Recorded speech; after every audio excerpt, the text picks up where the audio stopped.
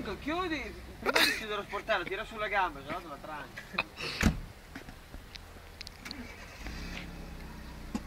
Ciao.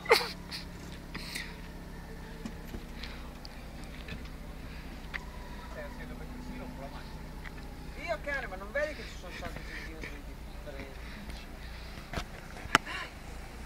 Vai piano quando arrivi giù. Ma dai.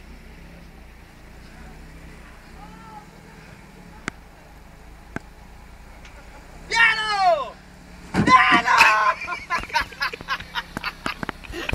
L'ho dato piano, mio cane! Piani così, ma che cazzo vuoi? Guarda che c'è la macchina di dietro.